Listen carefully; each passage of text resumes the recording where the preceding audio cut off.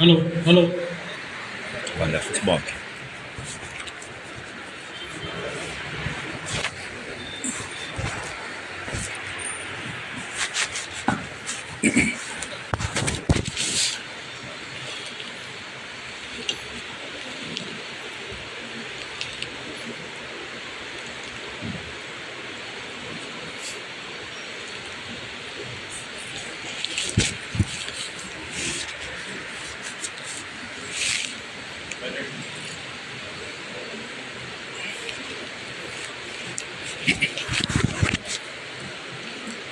అందరికీ శుభ సాయంత్రం. ఫ్యాన్స్ శబ్దం ఎక్కువ ఉందేమో చూసుకోండి.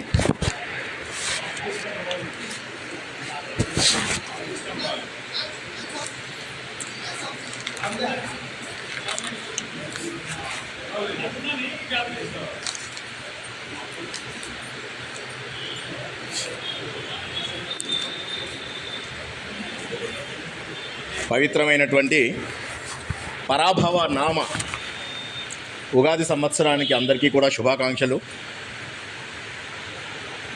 అయితే ఈరోజు పవిత్రమైనది అని చెప్పడానికి కారణం ఏంటి? అన్ని రోజుల్లాగానే ఈరోజు మరి పవిత్రమైనది ఎందుకు అంటే, ఈరోజు యుగాది, ఉగాది, యుగమునకు ఆది, ఉగమునకు ఆది. చాలా సింపుల్గా తెలుసుకుందాము. పెద్ద ప్రవచనకర్తలలాగా కాకుండా మనకు అందుబాటులో ఉన్నవి మనము ఆచరించగలిగే విషయాలని తెలుసుకుందాం. యుగాది, యుగము ప్రారంభమైన రోజు. సింపుల్. యుగం అంటే ఏంటి? ఏదైనా కొత్త మార్పు. ఆయన యుగ పురుషుడు, డాక్టర్జీ యుగ పురుషుడు. కొత్త మార్పు తీసుకొచ్చిన ప్రతి ఒక్కరూ కూడా యుగ పురుషులే. కొత్త మార్పు వచ్చే రోజు కాబట్టి ఈరోజు యుగమునకు ఆది. అయితే పురాణ కథ వేరే ఉంది. పురాణ కథ లోపల వేదములని ఎవరైతే అపహరిస్తారో వారిని భగవంతుడి రూపంలో పరబ్రహ్మ ఆయనని సంహరించి ఆ వేదములను చతుర్ముఖ బ్రహ్మకు అందించినప్పుడు అప్పటి నుంచి మనకు ప్రారంభమైనది ఈ యుగము. ఎన్ని సంవత్సరాలైంది, ఎన్ని సంవత్సరాలైందో లెక్కలేదు. కాకపోతే ఇప్పటి వరకు 195 కోట్ల సంవత్సరాల గణన మాత్రం చేస్తున్నారు. అప్పటి నుంచి ఇప్పటి వరకు లెక్క పెడుతున్నది మాత్రం 195 crores. ఇదిగాక ఇంకా ఎవరైనా యుగ పురుషులు వస్తే మధ్య లోపల వాళ్ళ నుంచి కూడా మనకు కొత్త సమయం ప్రారంభమవుతుంది. ఉదాహరణకి శ్రీకృష్ణుడు వచ్చినప్పుడు 5127. సో ఈరోజు మనకు 5127వ సంవత్సరం. విక్రమార్కుడు వచ్చాడు అనుకోండి, ఆయన గురించి చూసుకుంటే 2083వ సంవత్సరం. గౌతమిపుత్ర శాతకర్ణం మనందరికీ తెలుసు. బాలకృష్ణ సినిమా కూడా వచ్చింది. అది శాలివాహన శకం అంటారు. దాని ప్రకారం తీసుకుంటే 1948వ సంవత్సరం. ఇప్పటి వరకు ఇన్ని సంవత్సరాలు గడిచాయి, లెక్కబెట్టిన సంవత్సరాలు. మరి యుగమునకు ఆది సరే, ఉగాది ఏంటి? మరి ఉగమునకు ఆది ఏంటి అంటే, ప్రపంచంలో మనం అందరము కూడా ఒకరితో ఒకరము తెలియకుండానే ఏదో ఒక సంబంధం ఉంది. We all are astronomical objects. నక్షత్రాలు, గ్రహాలు, రాశులు, మనము, భూమి, పర్వతాలు, చెట్లు అన్నీ కూడా సంబంధాలు ఉన్నాయి. వాటి యొక్క గమనము ఈ రోజు నుంచి మారబోతోంది. వాటి యొక్క గమనం మారబోతుందంటే ఏంటి? ఇవాటి నుంచి మనకు కొత్త పోర్ట్ఫోలియోలో ఉన్నటువంటి గ్రహాలు, నక్షత్రాలు ఇవన్నీ వస్తాయి. అలా పోర్ట్ఫోలియో మారేది 30 డిపార్ట్మెంట్స్కి. ఈరోజు ఏం వారం? గురువారం. కాబట్టి ఈరోజు ఎవరైతే ఏ వారం అయితే అవుతుందో ఆయన ఇవాళ మనకు రాదు. ఈ సంవత్సరం మొత్తంకి ఆయనే రాదు, గురువు రాదు. గురువు రాదు అంటే చాలా మంచిదన్నమాట. మనకు ప్రతిరోజు కూడా ఏదో ఒక గొప్పతనం ఉంటుంది. ఆదివారం పుట్టిన వాళ్ళు ఉన్నారంటే వాళ్ళకు కీర్తి ప్రతిష్టలు, సోమవారం పుట్టిన వాళ్ళు ఉన్నారు అంటే మనశ్శాంతి, మంగళవారం ఉన్నది అంటే సాహసం చేస్తారు, బుధవారం అంటే బాగా బుద్ధున్న వాళ్ళు ఉంటారు, గురువారము అనేటైతే విద్య, వేద విద్యలు అవి బాగా తెలుసుకుంటారు, శుక్రవారము అంటే భోగభాగ్యాలు, సంపదలు, శనివారం అంటే కొద్దిగా మందకొండిగా చేసిన కార్యసాధకులు. కాబట్టి గురువారం అంటే వేద విద్యలు. అంటే ఈ సంవత్సరం మొత్తము కూడా విద్య, జ్ఞానము ప్రపంచం అంతా కూడా అద్భుతంగా వ్యాపిస్తుంది అని లెక్క. సరే, మరి బాగానే ఉన్నాయండి. మరి ఈరోజు పంచాంగ శ్రవణం ఏంటి? ఉగాది తెలుసుకున్నాము, నక్షత్రాల గమనం అని. యుగాది తెలుసుకున్నాము, ఫస్ట్ సంవత్సరం అని చెప్పేసి. అట్లాంటివి ఎన్ని సంవత్సరాలు ఉన్నాయి అంటే 60 సంవత్సరాలు. సూర్యుడి యొక్క కిరణాలు 60 కిరణాలు. ఒక్కొక్క కిరణము ఒక్కొక్క రకమైనటువంటి శక్తి ఇస్తుంది. ఆ శక్తిలో మొదటి 20 సంవత్సరాలు బ్రహ్మదేవుడు, తర్వాత 20 సంవత్సరాలు విష్ణుమూర్తి, తర్వాత 20 సంవత్సరాలు శివుడు. ఇవాళ మనం 40వ సంవత్సరాన్ని ఉత్సవంగా జరుపుకుంటున్నాం. ఈ 40వ సంవత్సరం పేరు పరాభవము. పరాభవం అని వినగానే నా మిత్రులంతా కూడా మెసేజ్ పెడుతున్నారు, నిజమేనా అని. పరాభవం అంటే ఓటమి కదా, అవమానం కదా అని కాదు. పరా అంటే పరాశక్తి, పరబ్రహ్మ, పరమమైనటువంటిది, కాబట్టి గొప్పదైనటువంటిది. భవ అంటే ఉండడము, భవుడు అంటే శివుడు, రెండూ ఉన్నాయి. భవతి భవంతః భవతి భవతః భవంతి. సో ఉండడము అనే అర్థం వస్తుంది, పరమశివుడు అనే అర్థం కూడా వస్తుంది. అంటే పరమశివుడు ఆదిశక్తి యొక్క స్వరూపం ఈ సంవత్సరము అత్యంత ఉన్నతమైనటువంటిది. అయితే కాదు, నేను పరాభవం అంటే ఓటమి అనే తీసుకుంటానంటే పర్వాలేదు. దేని నుంచి ఓటమి కావాలి మనకు? అహంకారాన్ని ఓడించాలి, అజ్ఞానాన్ని ఓడించాలి, దుఃఖాన్ని ఓడించాలి, పాపాలను ఓడించాలి, కామ క్రోధ లోభ మోహ మద మాత్సర్యాలను ఓడించాలి. ఎంత పైకి వెళ్ళినా కూడా మనం గుర్తుంచుకోవాల్సింది ఏంటంటే భూమి మీదే నడవాలి అని. ఆ విషయాన్ని గుర్తుంచుకోవడం కోసం పరాభవ నవ సంవత్సరం ఉపయోగపడుతుంది. మరి ఈ పంచాంగంలో ఏముంటాయి?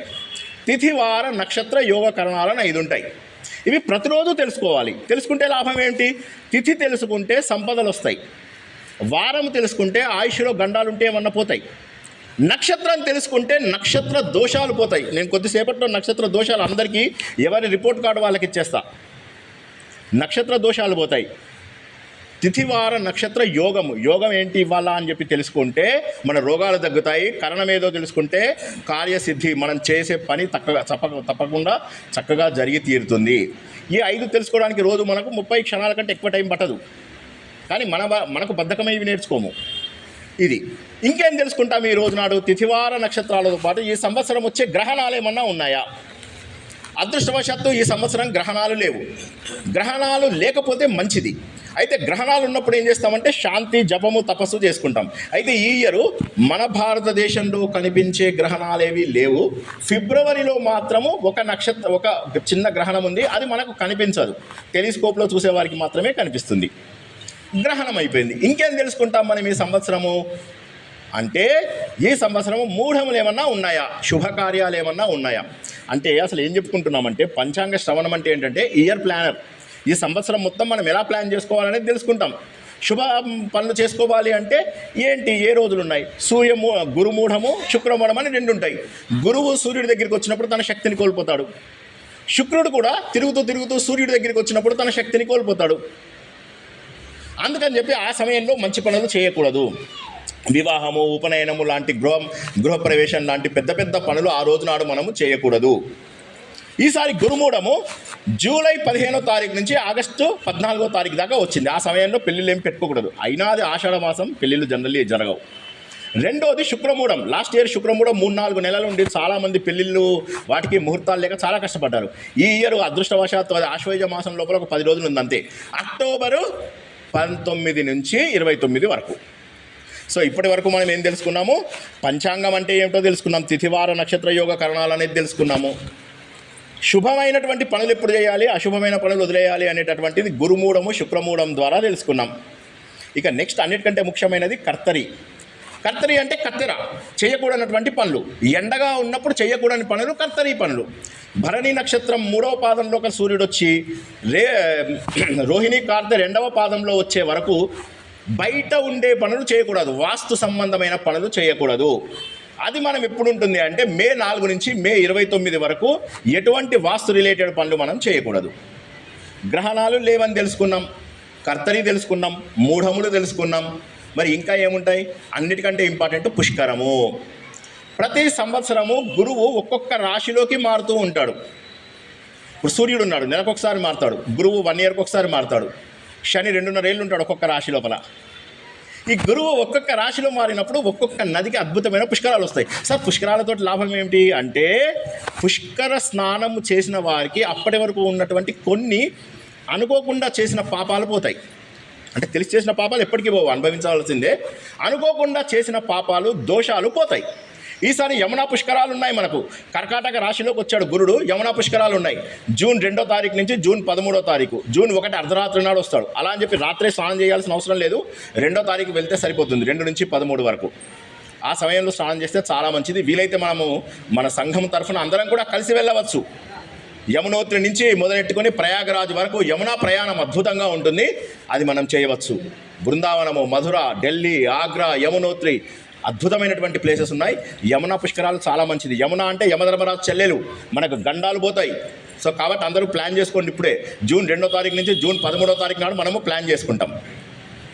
ఇక తర్వాత ఇండివిజువల్ రాశుల యొక్క ఫలాలు, ఇది ఒక్కసారి అందరూ చూసుకోండి, ఎవరికి వారికి సంబంధించింది కాబట్టి నేనేం చేస్తానంటే పర్సంటేజ్ ఇస్తాను. మొత్తం చదవాలంటే చాలా టైం పడుతుంది కాబట్టి జస్ట్ పర్సంటేజ్ ఇస్తాను. ఎవరెవరికి ఎట్లా ఉందో తెలుసుకోండి, ఎవరి రాశికి ఎట్లా ఉందో. చాలా పెద్దవి మనకు పంచాంగ శ్రవణం అనేది క్లుప్తంగా తెలుసుకుందాం. మేషరాశిలో ఉన్న వాళ్ళకి ఈ ఇయర్ 50% మాత్రమే ఫలితాలు వస్తాయి. 100 మార్కులకు 50 మార్కులే వస్తాయి. సగం పనులు అవుతాయి, సగం పనులు కావు. వృషభ రాశి వాళ్ళు లక్కీ, 100% పనులు అవుతాయి, సక్సెస్ఫుల్ ఇయర్ ఇది వాళ్ళకి. మిథున రాశి వాళ్లకు 50% పనులు అవుతాయి. కర్కాటక రాశి వారికి ఈ ఇయర్ అంత మంచిది కాదు, 25% పనులు మాత్రమే అవుతాయి. సింహరాశి వాళ్లకు 50, కన్యారాశి 75, తులారాశి 100. తులారాశి వృషభ రాశి ఈ సంవత్సరము పట్టిందల్లా బంగారం. తర్వాత వృశ్చికం 75, ధనుస్సు 75, మకరం 50, కుంభం 75, మీనం 75. ఈ విధంగా చాలా రాశులకు బాగానే ఉంది ఈ ఇయర్ బాగుండడానికి కారణం ఏంటంటే మనకు నవనాయకులు అని చెప్పేసి 21 నాయకులని ఉపనాయకులని ఉంటాయి, 30 మంది. ఆ 30 మందిలో ఈ సంవత్సరం అదృష్టవశాత్తు 21 మంది శుభంగా ఉన్నారు. 21 మంది శుభంగా ఉన్నారు. కాబట్టి ఈ సంవత్సరం ఓవరాల్గా అంతా బాగానే ఉంటుంది. కానీ పోయిన సంవత్సరం అంతా గొప్పగా ఉండకపోవచ్చు. ఇంకొకటి, ఎవరిది వారిది కందాయ ఫలాలు తప్పకుండా వినాలి. అది చదువుతాను, ఏమనుకోవద్దు. కందాయ ఫలాల్లో శూన్యంని శుచి అంటాను, శూన్యము అనకూడదు. ఎక్కడైతే శూన్యం వస్తుందో ఆ సమయంలో ఆ శూన్యం అనేది మీ నక్షత్రానికి చూసుకోండి జాగ్రత్తగా. 3 భాగాలుగా డివైడ్ చేస్తాం 12 నెలల్ని. 4 నెలలు 4 నెలలు 4 నెలలు. మొదటి 4 నెలలు శూన్యం వచ్చిందంటే వ్యాధులు వస్తాయి, రోగాలు వస్తాయి. రెండవసారి శూన్యం వచ్చింది అంటే మనోవ్యాధులు వస్తాయి. మూడోసారి శూన్యం వచ్చిందంటే ఏదైనా హాని వచ్చే అవకాశం ఉంది. అలాంటి వాళ్ళు జాగ్రత్తగా ఉండాలి. ఒకటే గుర్తుంచుకోండి, ప్రారంధాన్ని ఎవరు మార్చలేరు ప్రపంచంలో. ఎట్టి పరిస్థితుల్లో you will not be able to change the fate at all you can do is your free will, something that makes you to bear the pressure, take up any kind of tension. So కాబట్టి అది మీరు గుర్తుంచుకోవాలి. కందాయ ఫలాలు చదువుతున్నాను, వినండి. శూన్యం వచ్చిన వాళ్ళు జాగ్రత్త పడాలి, లేకపోతే పర్వాలేదు.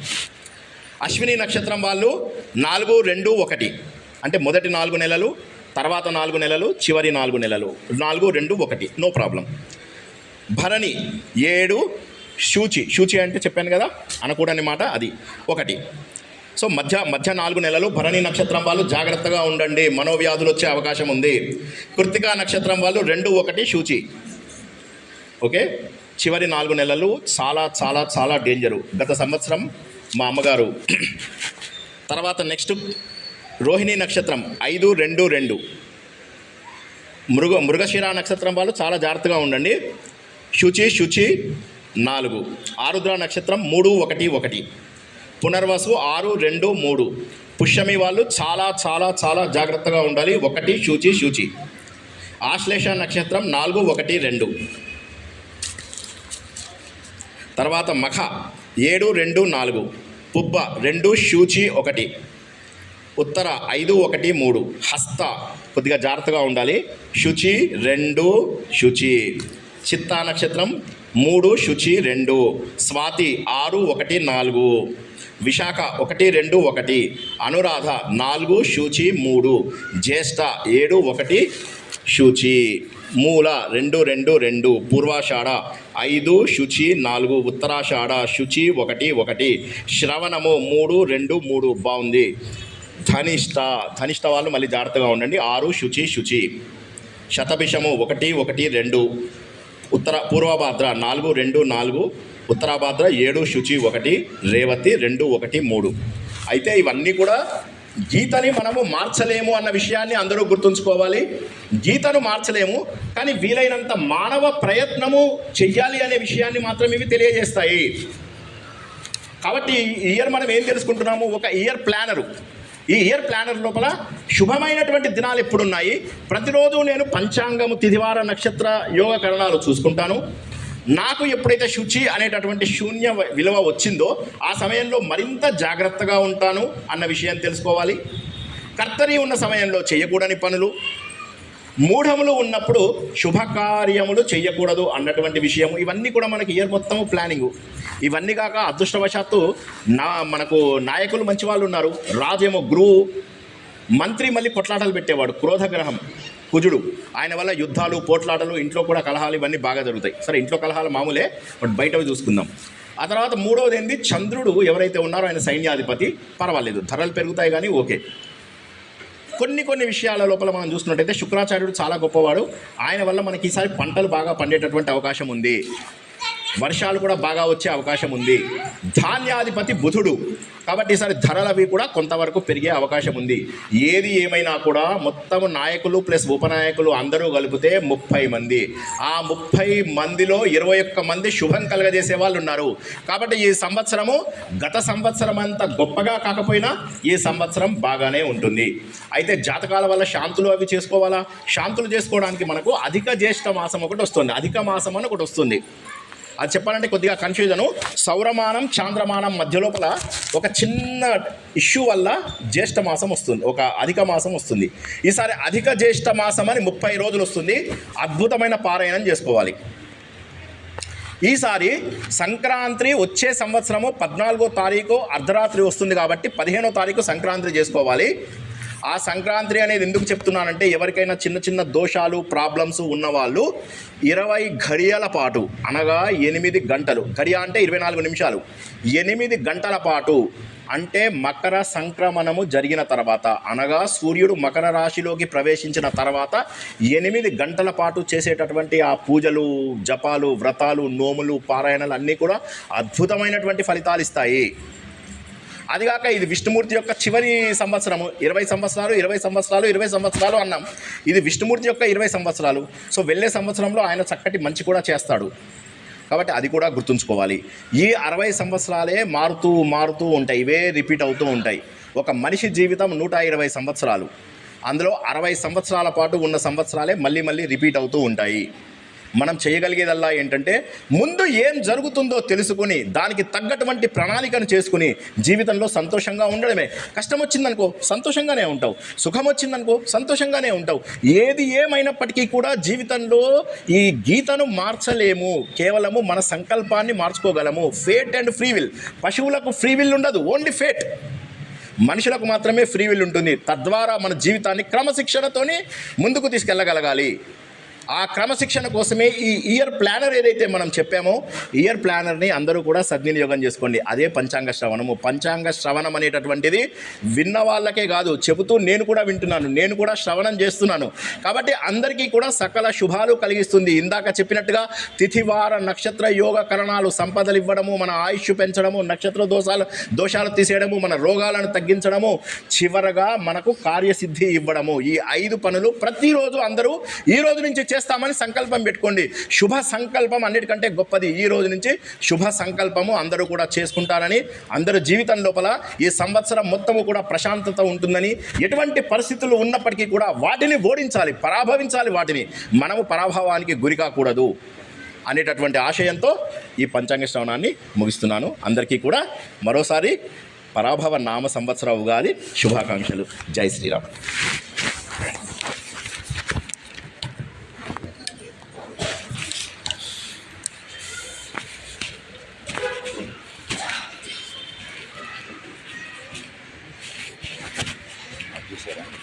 ఆఫ్ చేసా.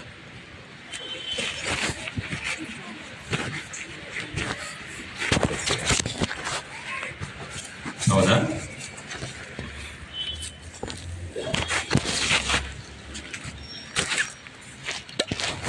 ఇప్పుడు ఆద్య సర్పంచాల ప్రణామం. అతిథులు, ముఖ్య అతిథులు మన వక్త గారు.